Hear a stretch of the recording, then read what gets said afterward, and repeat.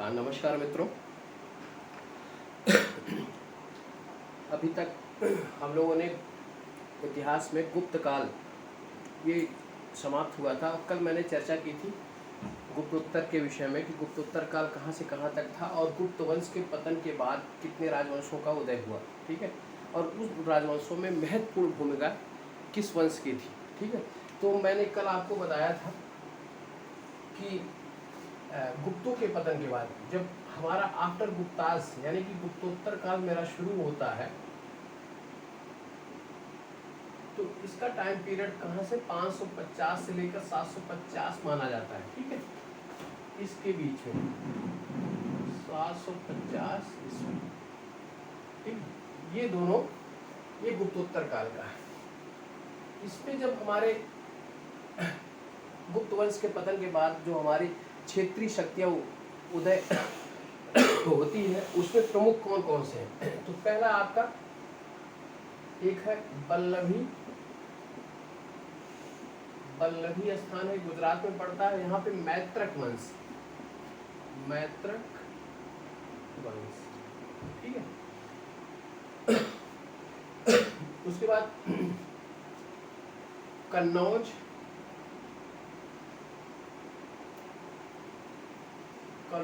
का मौखरी वंश,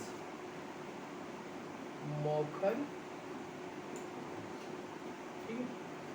पंजाब में आपका एक शक्ति हूणों की शुरू होती है, वहां पर हूण जो है पंजाब में उभर कर सामने आते हैं, ठीक है। इसके बाद थानेश्वर में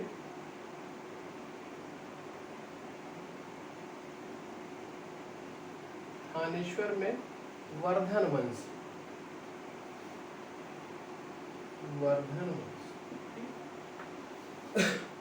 मगध और मालवा,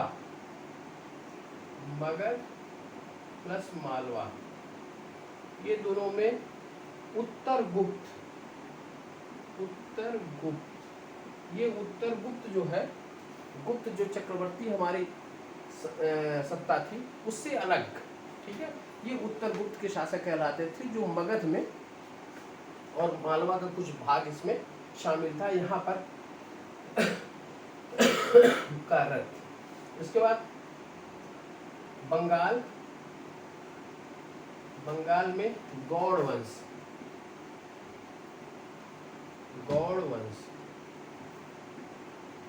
ठीक। और एक मालवा में, पश्चिम मालवा का जो क्षेत्र है, मालवा में आपका औलिकर वंश,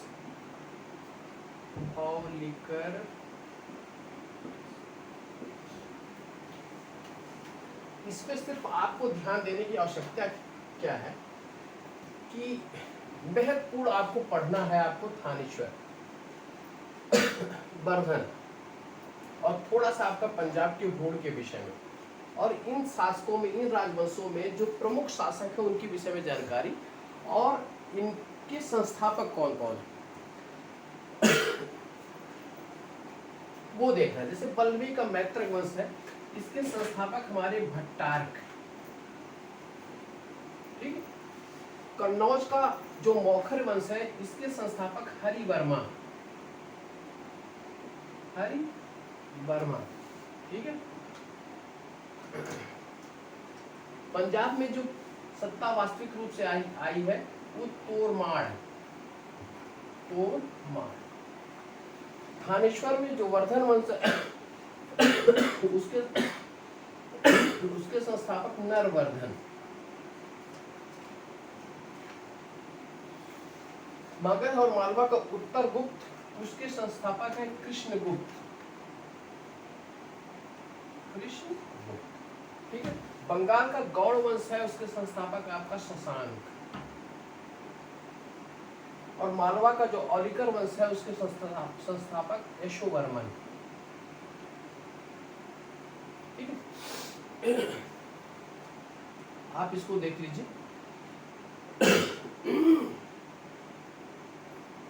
मैं पुनः एक बार रिपीट कर देता हूँ, बस इतना ध्यान रखिएगा। पल्लवी कहाँ पड़ता है? गुजरात का जो क्षेत्र है। मैत्रक वंश भट्टारक, कन्नौज मौखरी वंश हरिवर्मा, पंजाब हूणों का है, तोरमाड़ ने इसका प्रारंभ किया था, यहाँ पर इसकी सत्ता आई। थानेश्वर में वर्धन वंश नरवर्धन ने किया।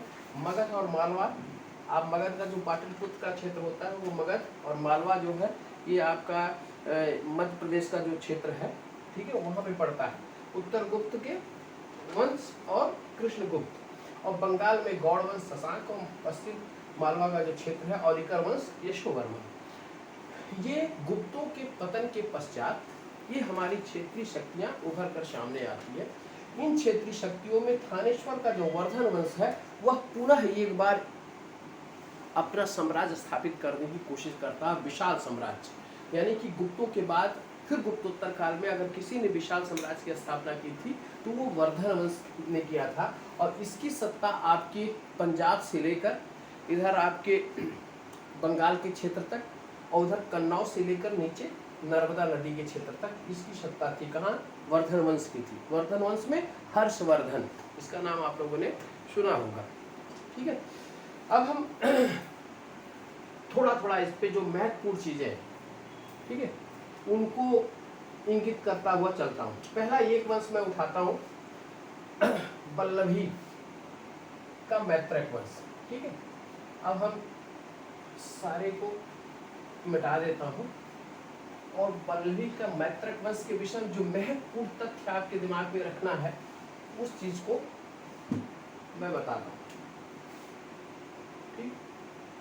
संस्थापक भट्टारक, इसका अंतिम शासक,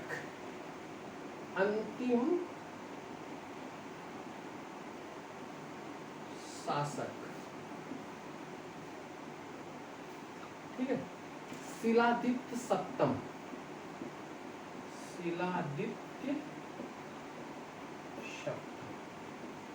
ये अंतिम शासक है। इस वंश का एक शासक है जिसका नाम है ध्रुवसेन सेकेंड, ठीक है। इसका वर्धन वंश के शासक हर्षवर्धन के साथ युद्ध हुआ था और इस युद्ध में ये पराजित हुआ था और अपनी पुत्री का विवाह, ठीक है, हर्षवर्धन ने अपनी पुत्री का विवाह जो है इसके साथ किया था पराजित होने के बाद, ठीक है। यह हर्षवर्धन का समकालीन, हर्षवर्धन का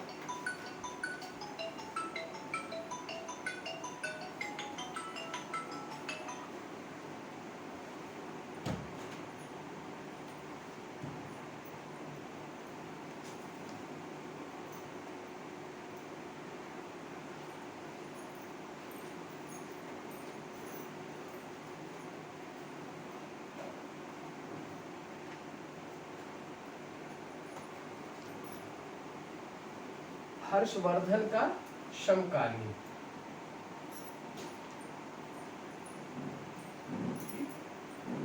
अपनी पुत्री का विवाह इसके साथ किया था। हर्षवर्धन ने पुत्री का विवाह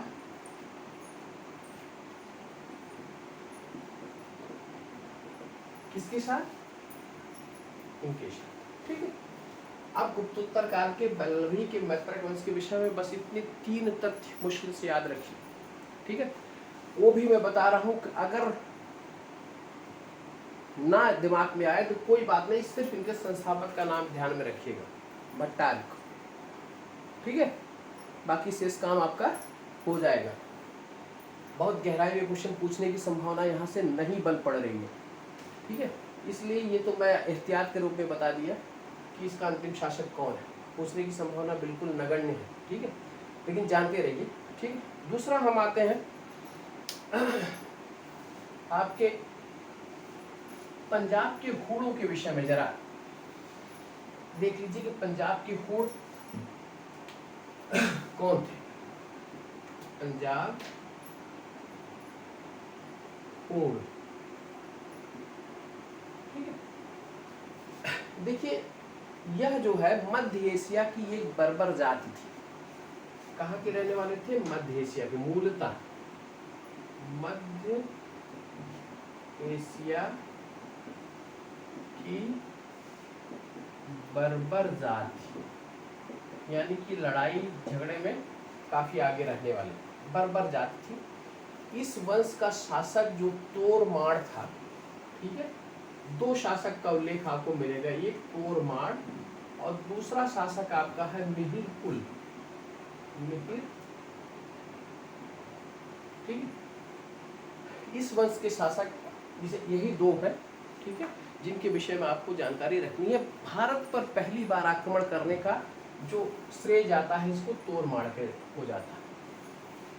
कभी ये क्वेश्चन पूछा जाएगा कि वह कौन से हूण थे, शासक थे जिन्होंने भारत पर पहली बार आक्रमण किया, तो वह शासक कौन थे? तोरमाड़। याद रखिएगा, वेरी इंपॉर्टेंट फैक्ट है, ठीक है।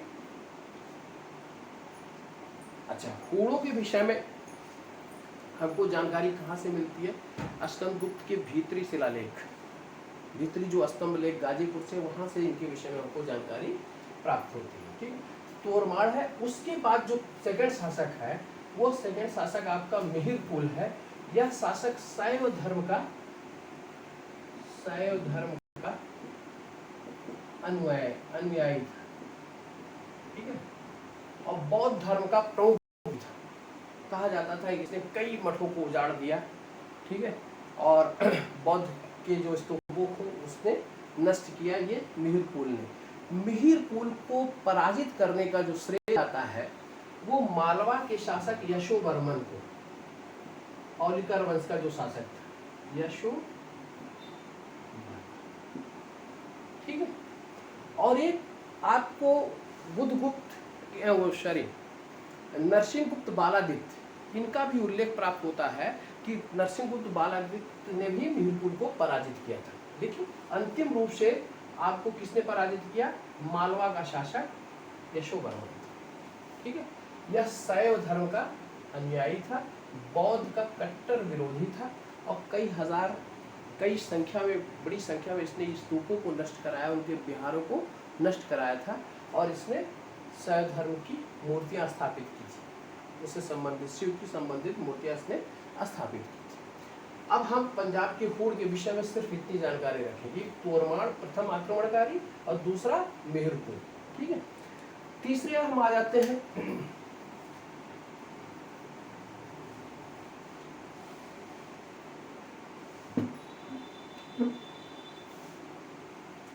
तीसरा आपका है मालवा का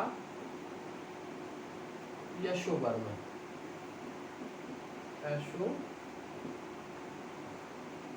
ठीक है। ये मालवा का यशोवर्मन, इसको कहा जाता था कि उल्का पिंड की भांति इसका उद्भव हुआ है, और फिर उल्का पिंड की भांति यह नष्ट हो गया था। इसका जो टाइम पीरियड माना जाता है, ये 527 से लेकर 543 ईस्वी तक ये टाइम पीरियड इसका माना जाता है। और इसी टाइम पीरियड में इसने क्या किया है? मिहिरकुल को पराजित किया था। मिहिरकुल को पराजित किया। यह औलिकर वंश से संबंधित था, औलिकर वंश, और इसका एक नाम जुनेंद्र भी प्राप्त होता है, जुनेंद्र नाम भी इसका प्राप्त होता है, ठीक है। मालवा के यशोवर्मन के विषय में बस इतनी जानकारी आप लोग जहन में रखें, ठीक। इसके बाद नेक्स्ट हम आते हैं बंगाल का शासक गौड़ वंश का शासक शशांक। बंगाल गौड़ शासक शशांक, ठीक है। इसी शशांक ने मालवा के उत्तर गुप्त शासक देवगुप्त के साथ मिलकर एक समीकरण यहाँ देखिएगा कि मालवा का जो मगध और मालवा का जो शासक है, इसकी स्थापना, इस वंश की स्थापना कृष्णगुप्त ने की थी। इसका एक शासक आपको यहाँ मिलेगा देवगुप्त। इसने देवगुप्त के साथ मिलकर वर्धन वंश के शासक, ठीक है, राज्यवर्धन की हत्या करा दी थी। वर्धन वंश के शासक, जब हम वर्धन वंश को थोड़ा हम डीप में थारोली और बहुत विस्तृत इसको पढ़ेंगे, मेन चीज वर्धन वंश, ठीक है। तो उसके शासक राज्यवर्धन की हत्या किसने करवाई थी? शशांक ने। किसके साथ मिलकर? मालवा मगध प्लस मालवा के उत्तर गुप्त शासक किसके साथ मिलकर? देवगुप्त के साथ। किसकी हत्या करवाई थी? ये वर्धन वंश के शासक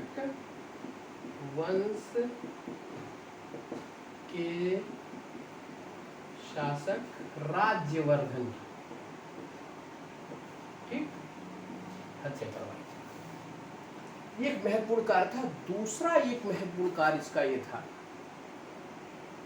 कि इसने बोध गया का जो वृक्ष था, बोध गया जहां पर उनको ज्ञान प्राप्त हुआ था, किसको? महात्मा बुद्ध को। उस बोध गया का वृक्ष, ठीक है, उसको उखाड़ फेंक कर गंगा नदी में फिकवा दिया था। उखाड़ कर गंगा नदी में फिकवा दिया। ये बहुत इंपॉर्टेंट फैक्ट है। फिकवा दिया। यह शैव धर्म का मानने वाला शासक था। शैव मतावलंबी था। मतावलंबी, ठीक है।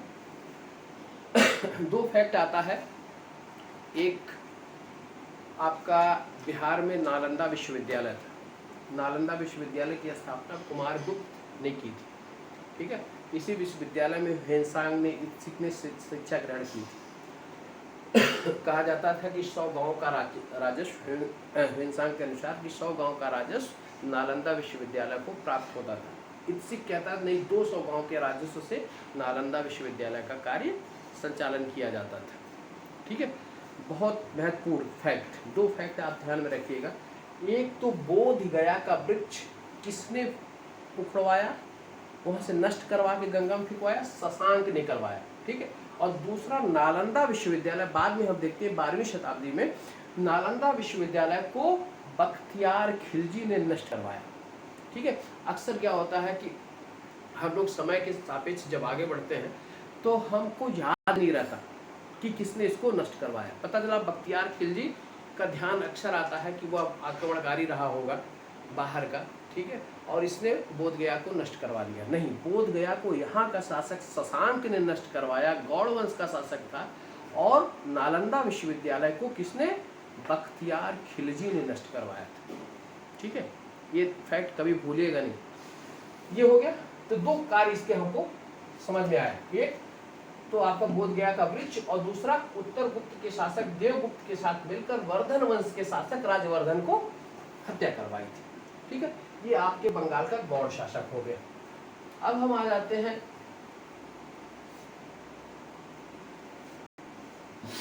मगध मालवा के उत्तर गुप्त शासक। मगध मालवा के उत्तर गुप्त शासक। देखिए, उत्तर गुप्त नाम जो है वह चक्रवर्ती जो गुप्त शासक थे उनसे अलग हटकर मतलब प्रदर्शित करने के लिए यह उत्तर गुप्त शासक कहलाते थे, ठीक है। गुप्तों के बाद जिन्होंने मगध की क्षेत्र को वो किया, उस पर आधिपत्य स्थापित किया, वह उत्तर गुप्त के शासक कहलाते थे। अब इसकी स्थापना किसने किया था? संस्थापक आपका कृष्णगुप्त था, ठीक, ये संस्थापक था। और इसका जो है वर्धन वंश के साथ, इस वंश का वर्धन वंश के साथ दुश्मनी चली आ रही थी। और इसी का एक शासक था देवगुप्त, ठीक है, जिसने शशांक के साथ मिलकर, गौड़ के शासक शशांक के साथ मिलकर राजवर्धन की हत्या करवाई थी, ठीक है। तो बस ये दो शासकों का नाम आप ध्यान में रखिएगा। इसके संस्थापक कृष्णगुप्त और देवगुप्त। देवगुप्त ने उसकी हत्या करवाई। बस इसके अलावा उत्तर गुप्त शासकों के विषय में और कुछ जानकारी रखने की आवश्यकता नहीं है, ठीक है। हम आते हैं आपका वर्धन वंश, जहां हमको समय देना है, इसके विषय में अध्ययन करना है, ठीक है। आप नेक्स्ट लिखिए थानेश्वर का वर्धन वंश। थानेश्वर का वर्धन वंश, ठीक। कौन कौन कौन से थे? प्रथम शासक नरवर्धन, नर। द्वितीय है राज्यवर्धन, राज्यवर्धन प्रथम। तृतीय आपके हैं आदित्य वर्धन। फिर आप प्रभाकर वर्धन, प्रभाकर वर्धन के बाद फिर राज्यवर्धन, राज्यवर्धन द्वितीय, और उसके बाद आपका हर्षवर्धन, हर्ष, ठीक है। ये प्रमुख शासक आपके इसके नरवर्धन, आपके राज्यवर्धन, आदित्यवर्धन, ये तीनों शासक जो है आपके शैव धर्म के मानने वाले थे, शैव धर्म के, ठीक है। और पहली बार वास्तविक सत्ता का संस्थापक कौन था? प्रभाकर वर्धन, जिसने महाराजा धीराज की उपाधि धारण की थी, ठीक है। प्रभाकर वर्धन महाराजा धीराज की वो गया, और इसको कहा जाता है कि यह बौद्ध धर्म का अनुयायी। इसके बाद आपका राज्यवर्धन, इसी राज्यवर्धन की हत्या किसने मिलकर थी? शशांक और देवगुप्त ने मिलकर, ठीक है। और इसके बाद हर्षवर्धन, हर्ष काल को ही समझिएगा 606 से लेकर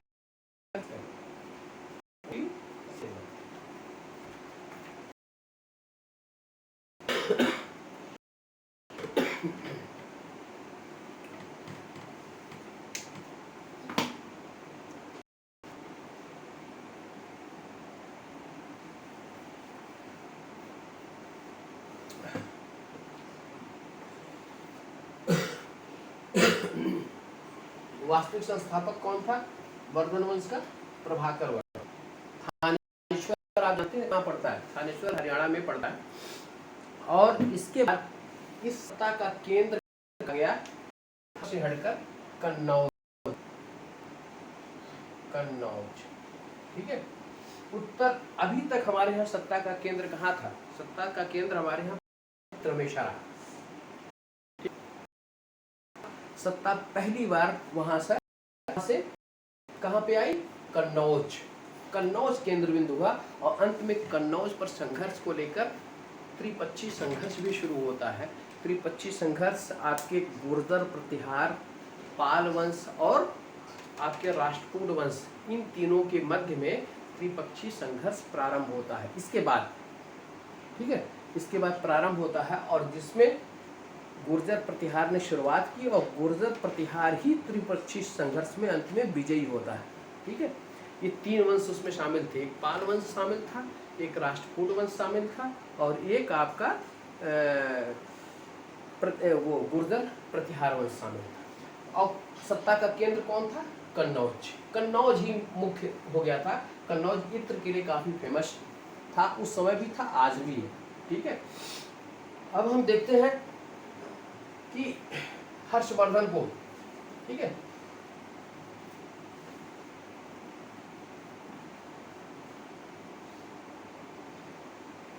आपको जो मुख्यतः पढ़ना है वो राज्यवर्धन के बाद देखिएगा। राज्यवर्धन की हत्या के बाद जो है हर्षवर्धन शासक बना 606 से लेकर 647 तक। इसका एक नाम आपका शिलादित्य भी प्राप्त होता है, शिलादित्य। और एक अन्य नाम आपका शकलोत्तर नाथ भी प्राप्त होता है, शकलोत्तर नाथ, ठीक है। ये ऐहोल अभिलेख में प्राप्त होता है, जब आपके नर्मदा तट पर पुलकेशिन द्वितीय चालुक्य शासक और इसके मध्य में संघर्ष होता है, और इसमें यह पराजित होता है, ठीक है। वहां पर इसका एक नाम ऐहोल अभिलेख में शकलोत्तर नाथ भी, और एक नाम आपका शिलादित्य होता है। ठीक है, इसके शासनकाल की जो महत्वपूर्ण एक घटना घटित होती है, पहली बात तो राजवर्धन की हत्या की जो सूचना इसके सेनापति कुंतल, ठीक है, और एक सेनापति इसका रहता था भंडी। ठीक है, भंडी ने राजवर्धन की हत्या की सूचना दी थी। ओ सॉरी, कुंतल ने राजवर्धन की हत्या की सूचना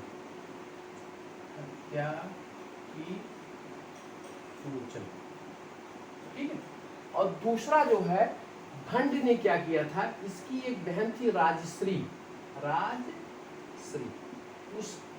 इस राजश्री का विवाह जो है मौखरी वंश के शासक ग्रहवर्मा के साथ हुआ था। ग्रहवर्मा को मारने के उपरांत जो है, वही गुप्त शासक ने भी उसकी हत्या की थी।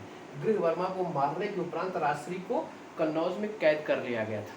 ये कन्नौज से क्या हुआ कि उस कैद गृह से ये भागकर विंध्य की पहाड़ियों की तरफ गई, विंध्य की पहाड़ियों की तरफ, और यहाँ इन्होंने अपने प्राण को देने की कोशिश की। किसने? इनकी बहन, हर्षवर्धन की बहन राजश्री ने। ठीक है, इसकी सूचना भंडी ने क्या किया था, भंडी ने इसकी सूचना, जो सेनापति था, इसकी सूचना किसको दी थी? हर्षवर्धन को, कि राजश्री उस जेल से, उस कैद खाने से निकल भागी। कहाँ पर? विंध्य पर्वत की तरफ गई है, वहां पे चिता में कूदकर वो अपने प्राण देने मतलब चाह रही थी। उसी समय हर्षवर्धन पहुंचकर उसकी प्राणों की रक्षा करता है और अपने भाई की मृत्यु का बदला इस शशांक से लेता है। ठीक है, और उस समय असम का शासक, हेलो सर, हेलो, हाँ सर, कह रहे हैं वो आवाज नहीं आ रही है। आवाज नहीं आ रही है? नहीं सर, वो जो आवाज ऊपर का वो कुछ समझ नहीं आ पाया, इसलिए आवाज एकदम नहीं समझ में आ रही थी। मतलब कहाँ से नहीं आ रही, जरा थोड़ा सा इंगित करें हमको। कहाँ तक अभी तक ठीक था? हर्षवर्धन का जो भी आप बता रहे हैं ना, वहाँ पे भी आवाज बहुत फंस रही थी, आवाज क्लियर नहीं थी। अच्छा, आवाज नहीं क्लियर थी। अच्छा, एक मिनट। तो कन्नौज वाला भी नहीं सही से सुन पाए कि कन्नौज के लिए क्या हुआ क्या नहीं हुआ, ये भी नहीं सही से आवाज। अच्छा, अभी जो हम वार्ता आपसे कर रहे हैं, इस वार्ता के क्रम में आवाज मेरी आ रही है आपको? नहीं सर, अभी नहीं आ रही है सही, बार बस ही खराब हो रहा है। अच्छा, आप ऐसा करिए, एक बार पुनः जो है जूम को फिर से ज्वाइन करिए। ठीक है, हम इसको कट कर रहे हैं, सभी लोग पुनः एक बार ज्वाइन करें। ठीक है, आप लोग ज्वाइन करिए।